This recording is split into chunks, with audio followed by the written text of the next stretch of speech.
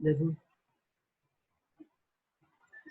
Fifth fourth में दिया होगा कि कोई दो लाइंस हैं, ठीक है, उनको कोई लाइन अगर इंटरसेक्ट करती है तो उनके वन साइड में जो एक ही साइड में बनने वाले जो एंगल्स हैं उनका सम अगर लेस देन, इन दोनों का सम मतलब कि जो भी होगा एक्स और वाई अगर है तो एक्स वाई अगर लेस देन 180 है तो इनको अगर हम एक्सटेंड करें तो वो किसी एक पॉइंट पे मीट करेंगी। ये थी कि जिस साइड पे, जो इधर वाले की बात करूं मैं अगर इन दोनों एंगल के सम की, तो इन दोनों का सम मान लीजिए ए और बी है और इनका सम अगर 180 से ज्यादा है तो इसमें मीट नहीं करेंगे। ये था सॉफ्टवेयर। मैं आपको एक बार दिखा देता हूँ लैंग्वेज, एग्जैक्ट लैंग्वेज।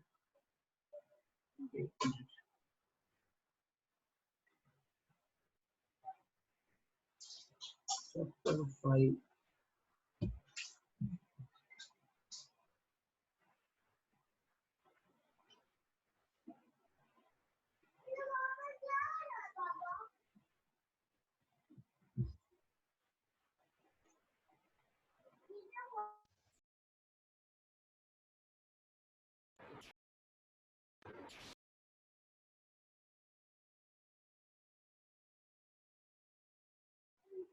देखो इधर question,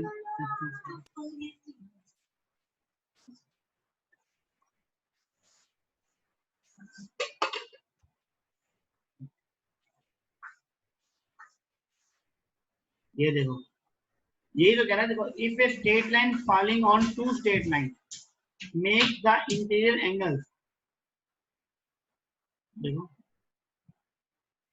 if a straight line falling on two straight line, उसने ये नहीं कहा कि टू स्ट्रेट पैरेलल है या नहीं है, ये है follow interior angle on the same side, interior angle on the same side it taken together less than two right angle, अगर लेस देन मींस 180 डिग्री, अगर लेस देन 180 डिग्री अगर है then the two straight line is produced indefinitely, produce करें ऐसे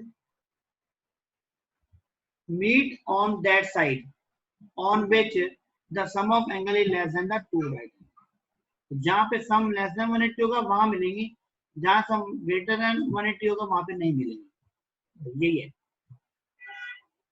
ठीक है Kushal, okay.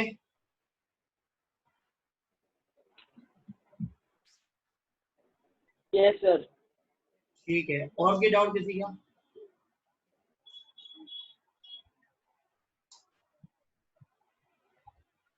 चलो अब मैं आपसे क्वेश्चन पूछता हूँ, इसके आंसर देना।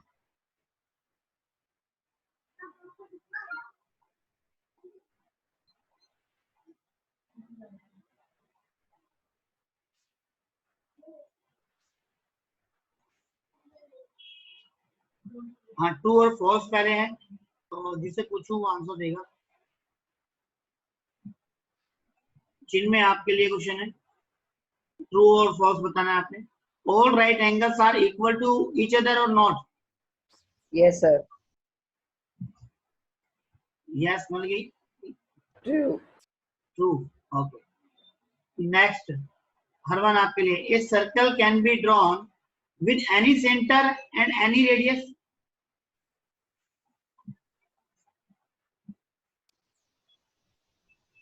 हरवन आपकी आवाज नहीं आ रही है, आई थिंक आप चैट बॉक्स में लिख दो फिर टी और एफ, ट्रू और फॉल्स।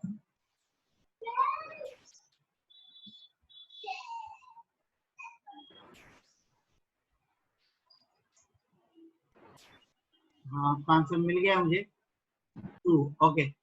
आपके ऑडियो में ऐसी प्रॉब्लम है, कोई बात नहीं, आप चैट में आंसर दे देना। Next for Vishesh, from two distinct points how many lines you can pass? One line. One line, okay. Kushagra, from one point how many lines you can pass? Infinite. Infinite, okay. Aryan आप ले true और false बताना है। The whole age Smaller than the part? false, False. Okay. Harman, आपके लिए, if equals are added to equals, then wholes are equal. If equals are added to equals, then wholes are equal. Okay. तो ठीक है, अब कौन सा? ठीक है.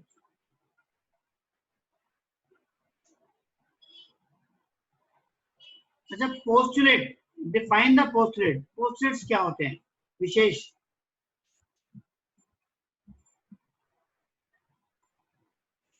पोस्टुलेट या थ्योरम्स. पोस्टुलेट्स क्या कहते हैं? पोस्टुलेट्स बोलो तो. Theorems devised by Euclid about geometry. देखो थ्योरम्स जिसको का हम क्या था? चलते हैं. देखो which statement can be proved, they are called theorems. ठीक है ना? और which statements are already assumed, okay, and they are called postulates. Okay, जिनको प्रूव करने की जरूरत नहीं होती हमें.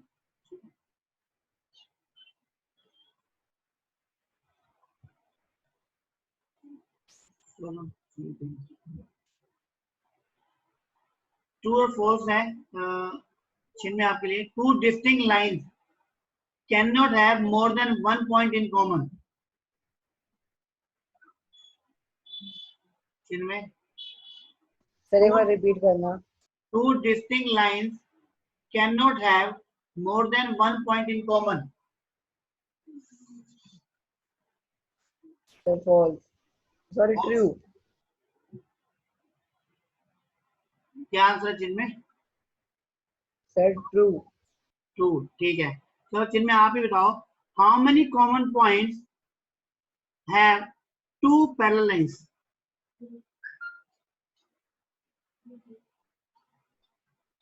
How many common points have two parallel lines? Sir 0. पूछ रहे हो या बता रहे हो? ये बताओ. सर 0 ही होगा. हाँ 0 ही होगा. ठीक है, 0 ही होगा. करेक्ट है. ठीक है. अच्छा, एक और question.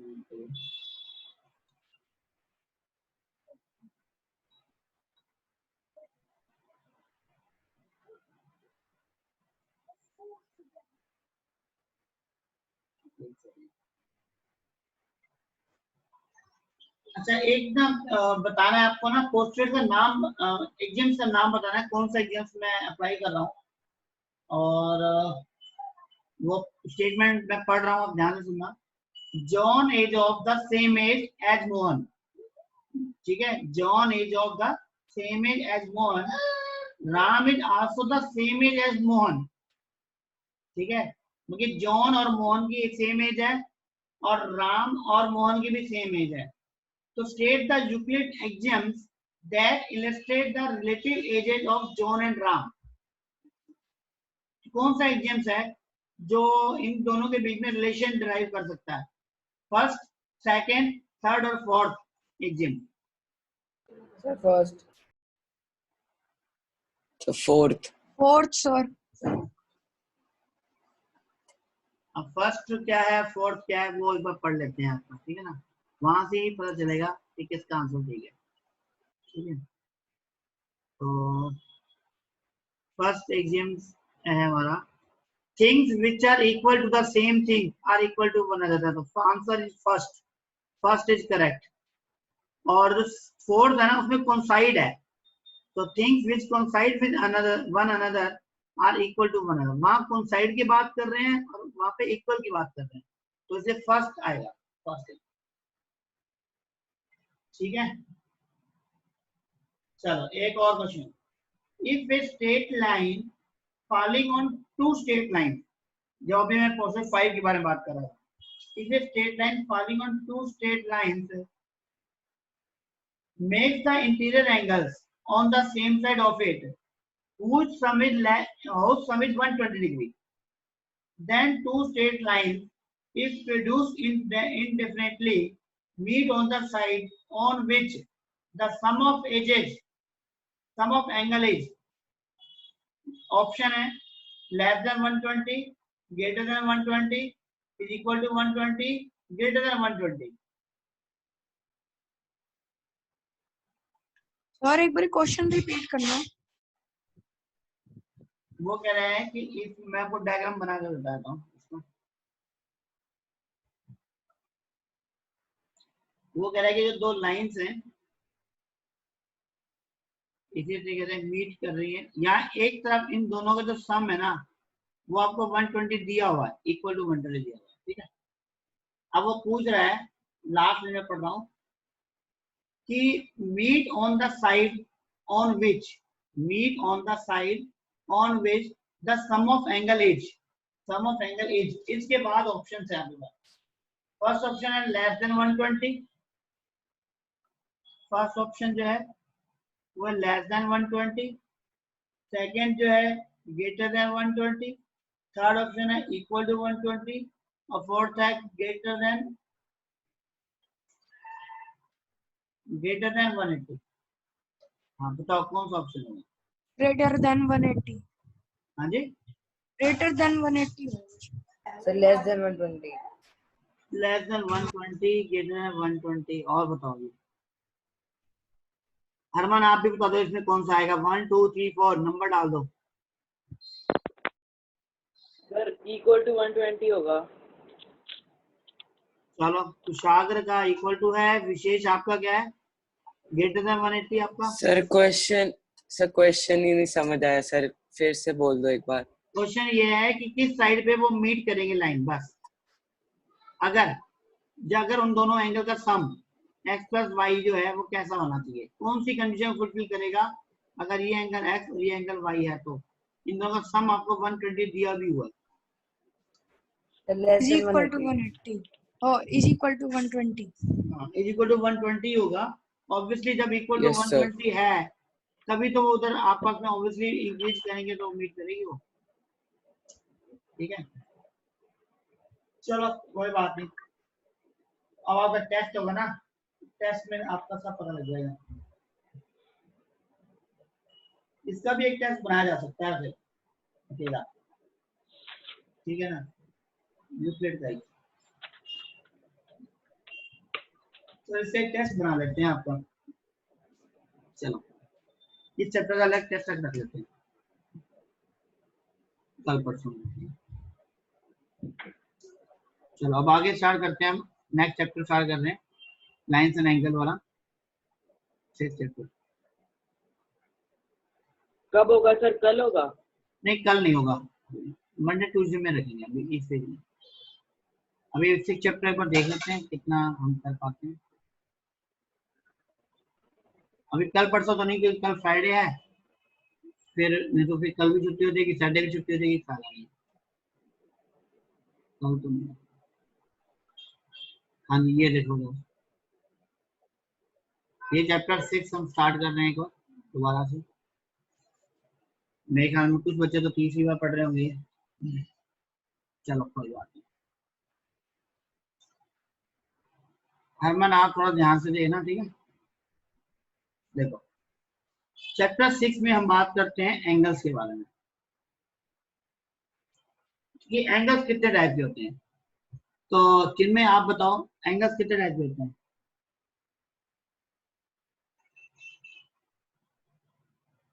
Sir reflex angle, right angle, obtuse, acute, तो एक, हाँ जी तो एक तो होता है एक्यूट, ठीक है, इस तरीके से जहाँ पर एंगल की वैल्यू कितनी है, लेस देन 90 डिग्री होती है, मान लो 30 डिग्री। एक पहले तो ये बताओ एंगल क्या होते हैं। चलो विशेष आप बता सकते हो एंगल क्या होते हैं, एंगल का डेफिनेशन क्या है? The distance between two collinear rays. ठीक है, कोलिनियर नहीं कोइनिशियल, डिस्टेंस बिटवीन कोइनिशियल रेज।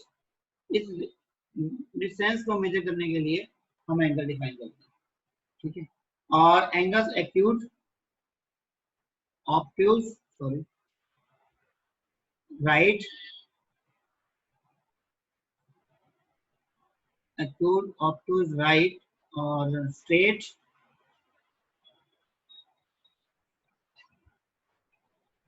और reflex, ये होती है। acute में तो होती है value less than 90 degree, obtuse में होती है value greater than 90 degree, right angle में क्या होती है इक्वल टू 90, स्ट्रेट एंगल में क्या होती है ग्रेटर इक्वल टू 180, रिफ्लेक्स में क्या होता है ग्रेटर देन 180, ठीक है, बट लेस देन 60। चलो ये होती है। हर बार आपको आखिरी एंगल भी होता है। हाँ जी कौन सा? Complete angle. हाँ कंप्लीट भी होता है, बिल्कुल होता है। कंप्लीट एंगल जो 360 डिग्री है। ओके हरमन, आप चैट बॉक्स में अगर लिख देना आवाज ना आ रही होगा मुझे, आपकी आवाज में प्रॉब्लम है, कोई बात नहीं, आप फिर चैट बॉक्स पे यस नो लिखते जाओ या ओके लिखते जाओ, मुझे कंफर्म होता रहेगा।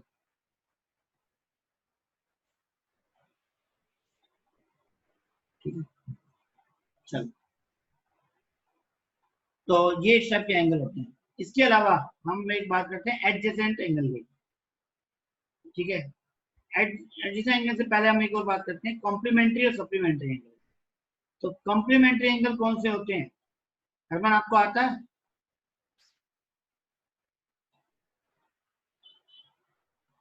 कॉम्प्लीमेंट्री एंगल्स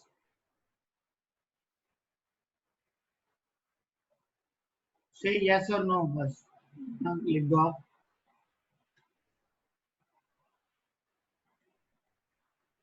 ठीक है, तो फिर उनका सम लिखना, अगर आपको मालूम है तो फिर सम का एक नंबर लिख दो।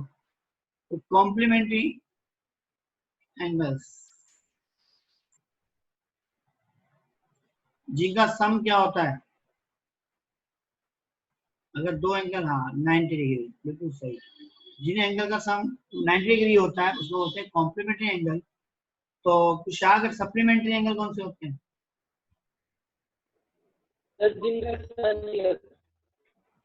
इनका सम 180 होता है। ठीक है, और एडजेसेंट एंगल कौन से होते हैं आर्यन? जो एंगल दोनों इकट्ठे होते हैं। इकट्ठे होते हैं ऐसे बोलेंगे, जिनमें Sir, which has one common ray. Common रे या कॉमन आर्म।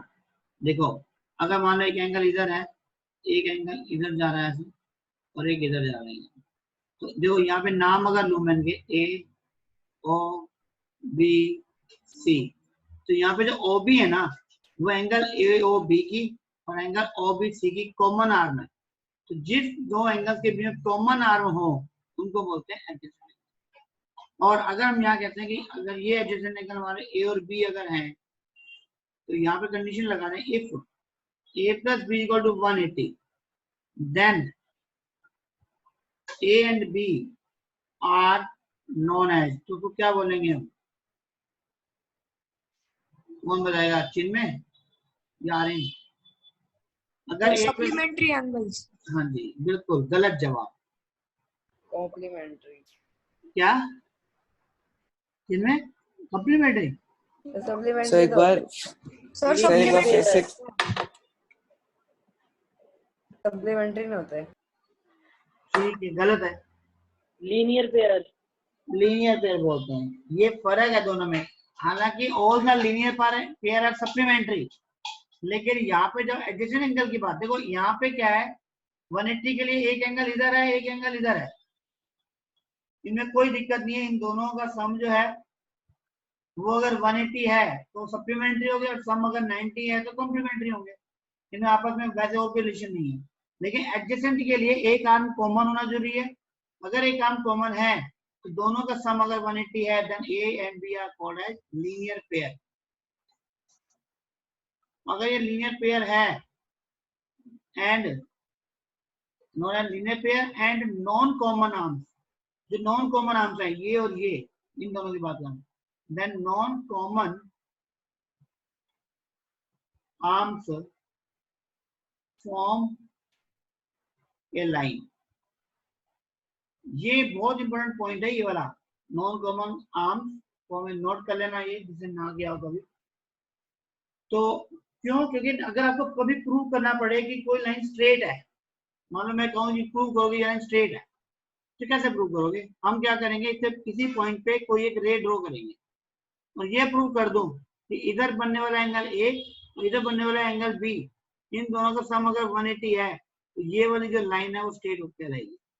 तो किसी लाइन को स्ट्रेट प्रूव करने के लिए उसके एक साइड पर बनने वाले एंगल का सम 180 डिग्री होना चाहिए। ठीक है, अभी तो यहाँ लीनियर पेयर है क्योंकि दो हैं, लेकिन अगर मान लीजिए ऐसे कैसे हो ए बी सी, तो एक लाइन के तो हम क्या है, देखो एक स्ट्रेट लाइन के एक ही साइड पे बन रहे हैं, एक ही पॉइंट पे, तो इन तीनों का सम भी क्या होगा, 180 होगा।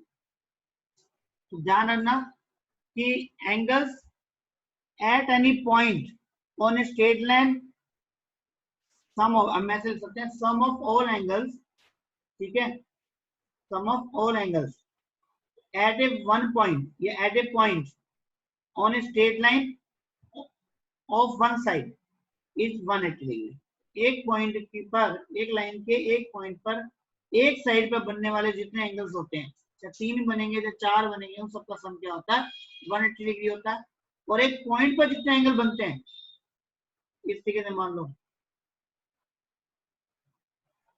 तो इन यहाँ 5 बनाए मैंने, A B C D E, तो इन पांचों का सम एक पॉइंट पर बनने वाले जो जो कंप्लीट एंगल बनाएगा, मैं यहाँ से यहाँ तक की बात कर रहा हूँ तो कंप्लीट एंगल हो गया ना इस तरीके से, A plus B plus C plus D plus E की वैल्यू क्या होगी, 360 डिग्री। तो एक पॉइंट पर बनने वाले जितने एंगल हैं उन सबका सम क्या होता है, 360 डिग्री। एक लाइन के ऊपर एक पॉइंट पर और एक ही साइड पर बनने वाले जो एंगल्स होते हैं उन सबका सम कितना होता है, 180। एक ये मेन पॉइंट आप याद रखो, एक ये भी मेन पॉइंट है आपका जो आपको याद रखना है, नोट कर लेना। एक ये वाला जो पॉइंट है कि non common point straight line वाले में एडजेसेंट एंगल के लिए ही हम बात करेंगे, और नॉन कॉमन जो आर्म्स हैं वो हमेशा एक स्ट्रेट लाइन बनाती है। ये नोट कर लो हरमान, या स्क्रीनशॉट ले लो आप, और जिसको नहीं मालूम दोबारा नोट करना चाहो दोबारा नोट कर लो बाकी। और हरमान कोई डाउट है तो आप चैट बॉक्स में लिख सकते हो। No sir. हाँ, अब आपकी आवाज आ रही है, ठीक है।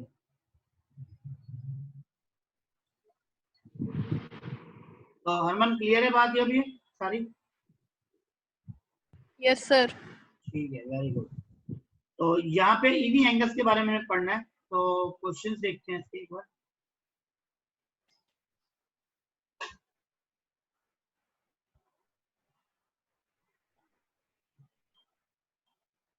ये सारा बता दिया मैंने, देखो एंगल बुक में दिए हुए सारे, और ये चीजें आपको कॉम्प्लीमेंट्री सप्लीमेंट्री सब,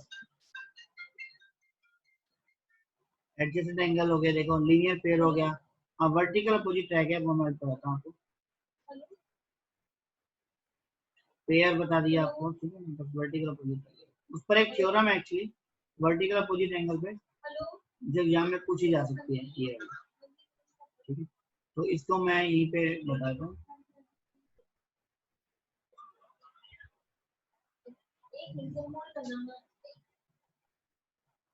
देखो वर्टिकल अपोजिट एंगल्स, जब कोई दो लाइन ऐसे इंटरसेक्ट करती हैं किसी पॉइंट पे, ठीक है, तो इन दो लाइंस के बीच में बनने वाले जो एंगल्स होते हैं उसको बोलते हैं वर्टिकल अपोजिट एंगल।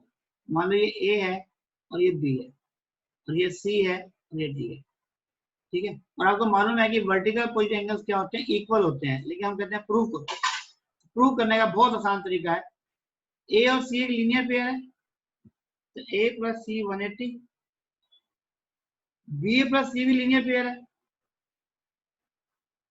180, 1 और 2, इन दोनों की वैल्यू 180 है, तो कंपेयर कर दें, ए प्लस सी इक्वल टू क्या आएगा, बी प्लस सी, सी से सी कट गया, A equal to B, question solve, मतलब थ्योरम ही सॉल्व हो गई है। तो ये दोनों क्यों 180 है, क्योंकि लीनियर पेयर।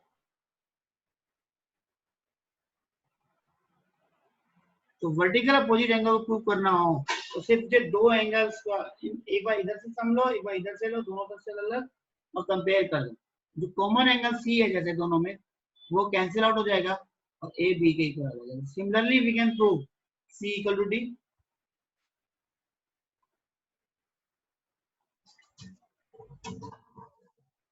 ठीक है हरमन, कोई डाउट इसमें? No sir. ठीक है, तो वापस एक बार क्वेश्चन पे डिस्कस करते हैं। तो ये थ्योरम है आपकी जो सिलेबस में है और ये एग्जाम में पूछी जा सकती है। ठीक है, यहाँ पे भी ये लिखा हुआ है, यहाँ एंगल के नाम से लिखा है, मैंने वहाँ सिंबल अज्यूम कर लिए थे। तो यहाँ पे भी देखो दो एंगल, एक इनका सम ले लिया, एक बार इन दोनों का सम ले लिया। अब दोनों को इक्वेट करेंगे, एओडी जो एंगल है देखो एओडी और एओडी कट जाएगा, एओसी और बीओडी क्या हो गए इक्वल। तो देखो ए और C BOD and that's it, theorem complete. ठीक है, वही कंसेप्ट। अब इस पर बेस्ड ये 2-3 एग्जांपल हैं, ये आप ट्राई करोगे एक बार और हम एक्सरसाइज की बात करते हैं। ठीक है, तो सभी एक बार पहला क्वेश्चन करके देखो जरा फटाफट। हरमन आपको स्पेशली करना है और फिर बताना है। करो एक बार। हरमन ट्राई कर सकते हो ये या मैं बताऊं? सर ट्राई कर लेते। ठीक है, सर इसकी फोटो भेजनी है आपको? नहीं आपने नहीं भेजनी, कोई वैसे बता देना होगा। आप तो बस करके रख लो, मुझे पता है आप कर लोगे सभी। आप तो 2-2 तीसरी बार कर रहे हो आज ही।